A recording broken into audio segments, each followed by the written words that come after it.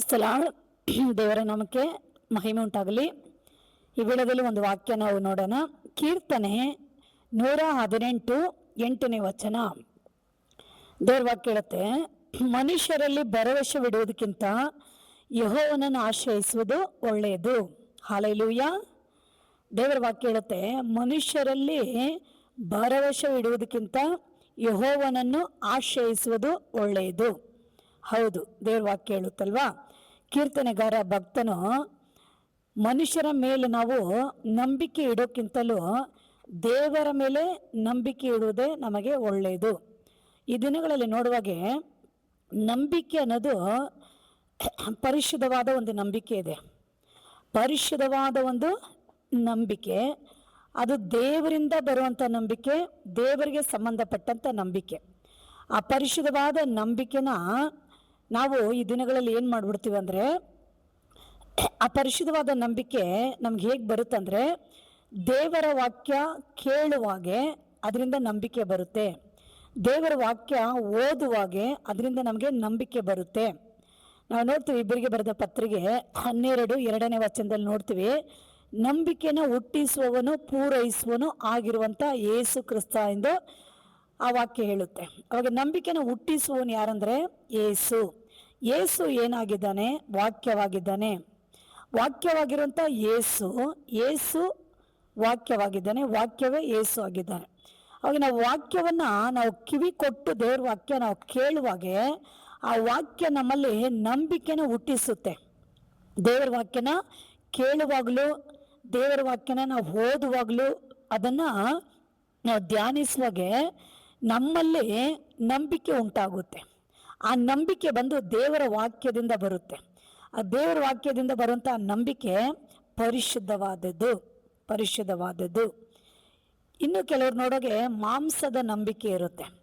ಮಾಂಸದ ನಂಬಿಕೆ ಬಂದು ಅದು ಪರಿಶುದ್ಧವಾದದ್ದು ಅಲ್ಲ, ಅದು ಮಾಂಸಕ್ಕೆ ಸಂಬಂಧಪಟ್ಟಿರೋದು.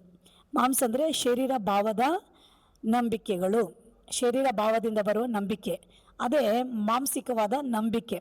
ಆ ನಂಬಿಕೆ ಬಂದು ಪರಿಶುದ್ಧವಾದದ್ದು ಅಲ್ಲ.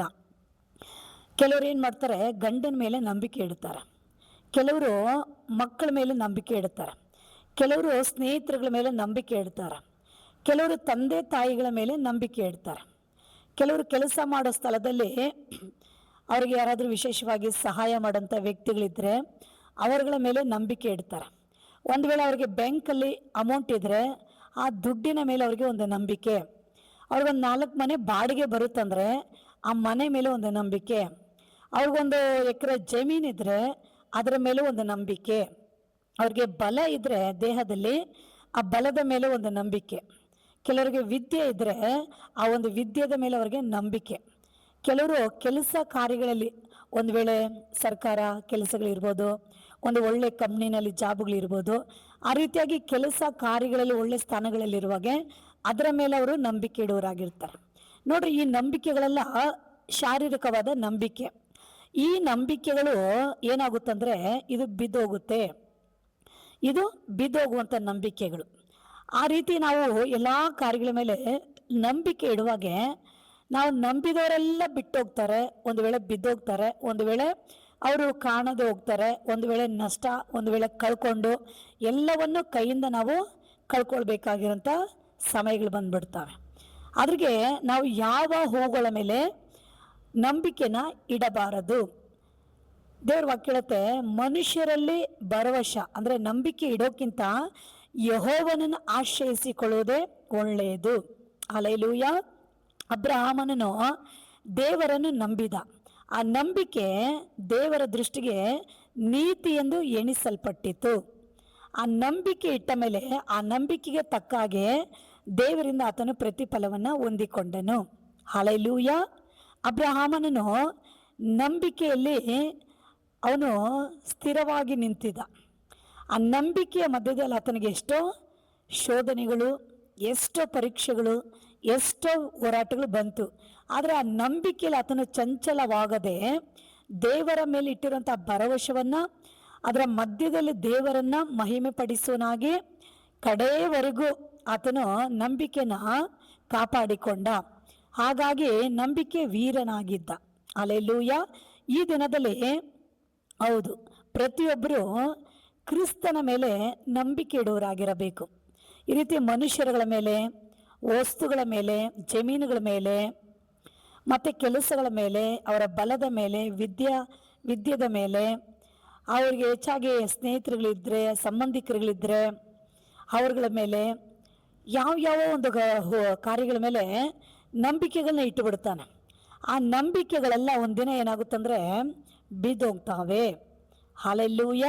ಹಾಗಾಗಿ ದೇವರ ಮೇಲೇ ನಂಬಿಕೆ ಇಡುವರಾಗಿ, ದೇವರನ್ನೇ ಆಶ್ರಯಿಸಿಕೊಂಡವರಾಗಿ ನಾವು ಇರುವುದಾದರೆ ನಮ್ಮ ಜೀವಿತದಲ್ಲಿ, ನಮ್ಮೆಲ್ಲ ಕಾರ್ಯಗಳಲ್ಲಿ ನಾವುಗಳು ಆಶೀರ್ವಾದಗಳನ್ನ, ಅದ್ಭುತಗಳನ್ನು ನಾವು ಕಾಣಲು ಸಾಧ್ಯವಾಗುತ್ತೆ. ಹಲ್ಲೆಲೂಯ. ದಾನಿಯೇಲನ ಸಿಂಹದ ಗವಿಯಲ್ಲಿ ಹಾಕಿದ್ದಾಗ ರಾಜ ಬಂದು ದಾನಿಯೇಲಿಗೆ ಹೇಳ್ತಾನೆ, ದಾನಿಯೇಲೇ, ನಿತ್ಯವೂ ನೀನು ಭಜಿಸುವ ದೇವರು ಸಿಂಹಗಳಿಂದ ನಿನ್ನ ಕಾಪಾಡಲು ಶಕ್ತನಾದನು ಎಂದು ರಾಜ ಕೂಗಿ ಹೇಳ್ತಾ ಇದ್ದಾನೆ.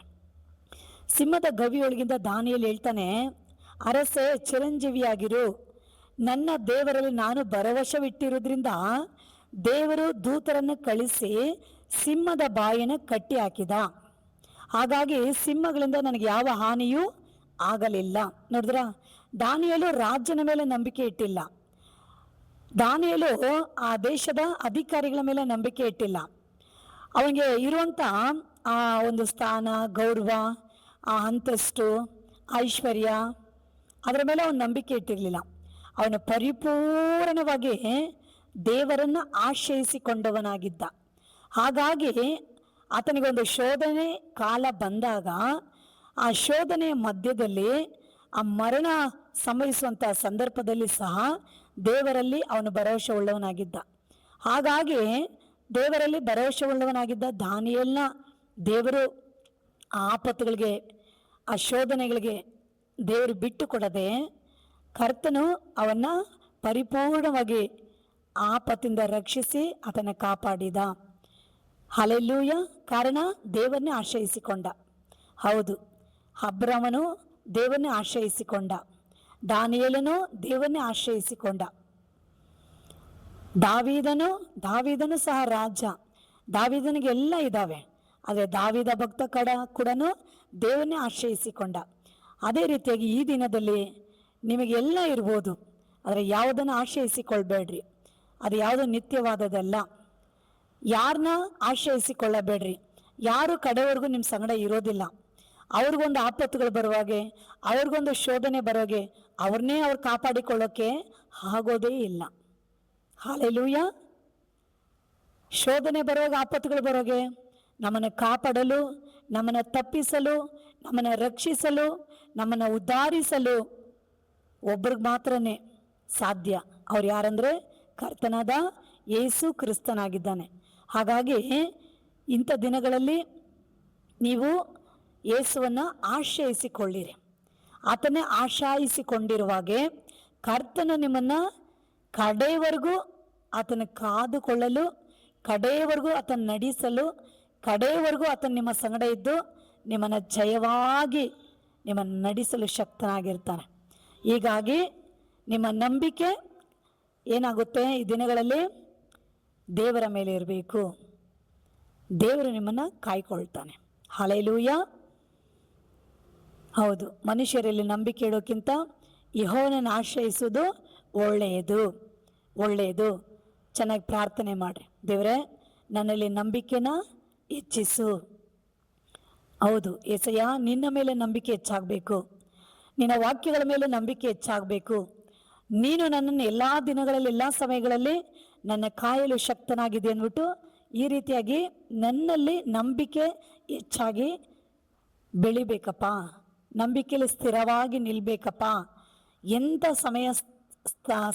ಸಮಯಗಳು ಬಂದ್ರೂ ನಂಬಿಕೆಯಲ್ಲಿ ನಾನು ಸೋತು ಹೋಗದೆ, ನಂಬಿಕೆಯಲ್ಲಿ ನಾನು ಅಳ್ಳಾಡಿ ಹೋಗದೆ, ನಂಬಿಕೆಯಲ್ಲಿ ಕುಗ್ಗಿ ಹೋಗದೆ, ನಂಬಿಕೆಯಲ್ಲಿ ನಾನು ಬಲಗೊಂಡು ನಿನ್ನಲ್ಲಿ ಸ್ಥಿರವಾಗಿ ನಿಲ್ಲಲು ನನಗೆ ಆ ನಂಬಿಕೆಯ ಒಂದು ಬಲವನ್ನು, ನಂಬಿಕೆಯಲ್ಲಿ ಸ್ಥಿರವಾಗಿ ನಿಲ್ಲುವಂಥ ಅಭಿಷೇಕವನ್ನು ನೀನು ಕೊಡಬೇಕು ಸ್ವಾಮಿ ಅಂದ್ಬಿಟ್ಟು ನಂಬಿಕೆ ಹೆಚ್ಚಾಗೋದ್ರಿಗೆ, ನಂಬಿಕೆ ಬೆಳೆಯೋದ್ರಿಗೆ ನಂಬಿಕೆಯಲ್ಲಿ ಸ್ಥಿರವಾಗಿರೋದ್ರಿಗೆ ನಂಬಿಕೆ ವೀರರಾಗಿ ನಿಲ್ಲೋಕೆ ಪ್ರಾರ್ಥನೆ ಮಾಡಬೇಕು. ದೇವರ ಸಮ್ಮುಖದಲ್ಲಿ ವಾಕ್ಯವನ್ನು ಧ್ಯಾನಿಸಿ ದೇವರ ಪಾದದಲ್ಲಿ ಆ ನಂಬಿಕೆಗಾಗಿ ನಾವು ಪ್ರಾರ್ಥನೆ ಮಾಡಬೇಕು.